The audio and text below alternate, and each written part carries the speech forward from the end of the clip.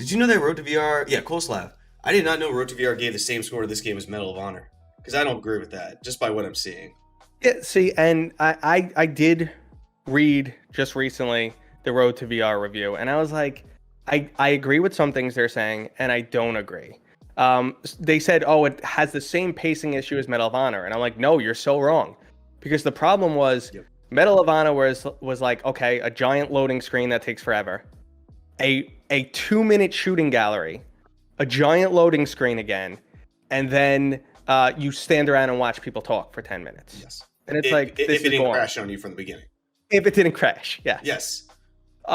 So that's Medal of Honor. This is more like, okay, you get a tiny little intro. It's just ambiance. You get 4 lines of narration. Then you have anywhere from 10 to 15 minute level, and then a little bit of narration, and the level closes out. And I feel like it's paced perfectly for VR. Hey, I don't know. I'll give my review. Hey, guys in the chat, I do want to have a little spicy of a topic. Since both of us are creators up here.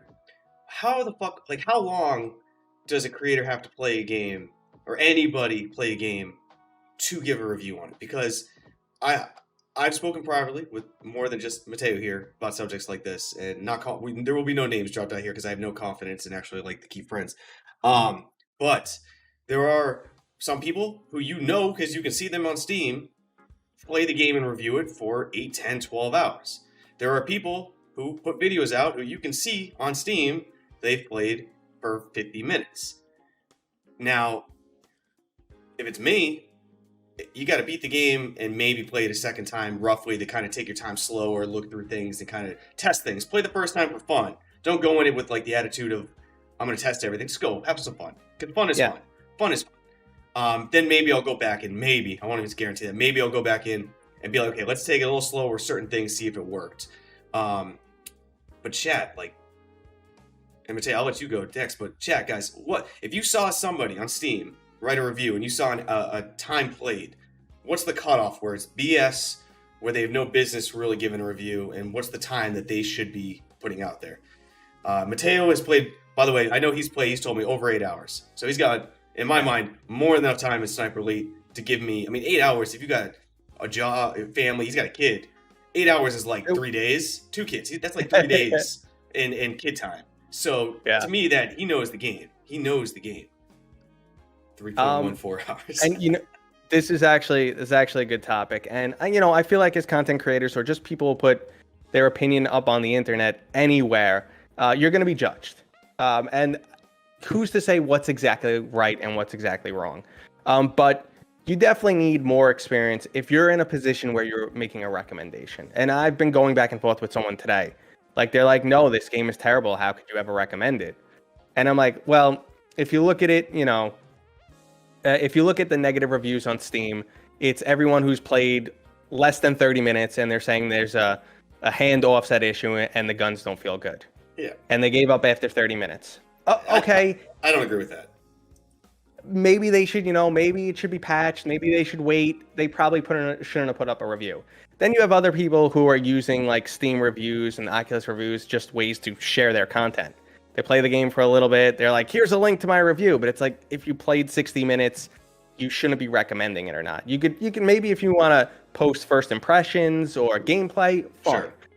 And I always hate recommending something.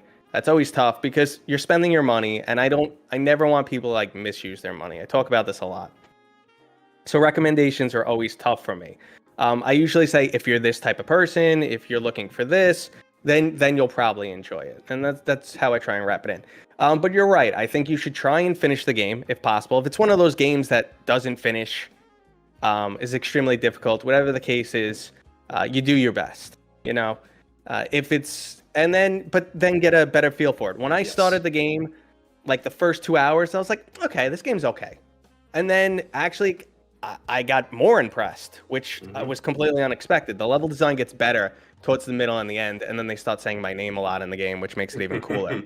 I got a little bit of a controversial take on at least the time frame. So if you're a content creator and you've got the key for free, I actually will respect that a little bit more, because if you get the key I think it almost incentivizes you to at least give it longer than you normally would. I think there's a lot of people who might be smaller creators who, if you don't get a key, you're paying for the game. And I think in the back of your head, that return window is always going to be in it. And that's why I see a lot of reviews less than 2 hours, because people have a limited budget, and that's respectable. And they are going to play it, and if they don't love it in 2 hours, they're going to return it. But if I know someone got a key, I'm going to expect your review to be more than 2 hours of playtime, because there's no repercussions. Put some time into it. If you got a problem with it, just put some time into it, because there's no skin in the game for you other than getting it out to the public, which, if that's your main prerogative, you lost me already. I mean, and then, the counter argument for that is, if you want to recommend against the game, you've played less than 2 hours and you found some like critical issues, or you got stuck, progression stuck, or whatever the case may be, or after 2 hours, you're like, I am completely sick of this game. I will not play it. I played just up to my 2 hour window. Maybe then you could, voice your opinion and be like, listen, I don't want to give this game more than 2 hours.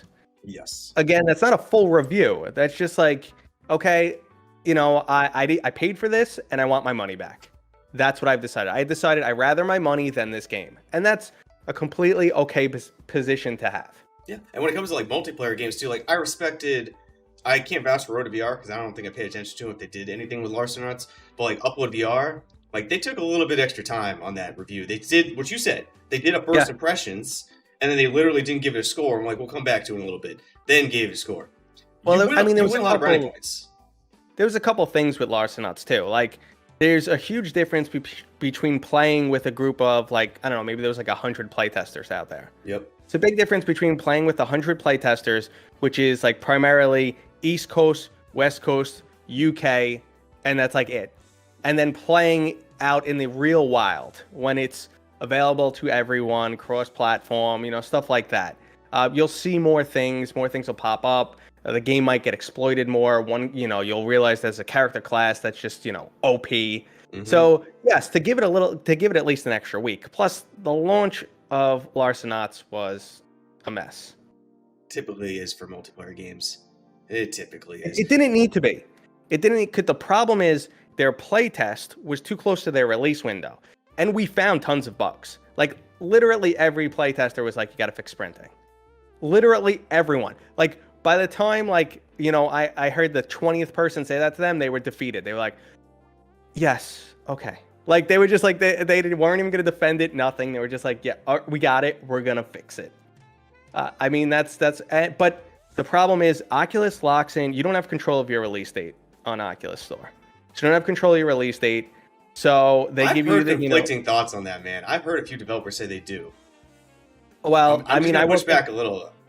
I worked with Green Sky Games, and I know that they changed the release date on us multiple times. And if you say to a date, you don't know what your next date's going to be. Okay. So it's not like you have no control at all. Like they just stamp you a date and say, do it or you're dead. Or leave our platform. It's not that cut and dry, but they have caused some issues with release dates. I don't know if I'm supposed to be talking about that, but anyway. Oh, I'm telling. Regardless, if you are locked into your release date, there's only a certain amount of time you're allowed to upload new code.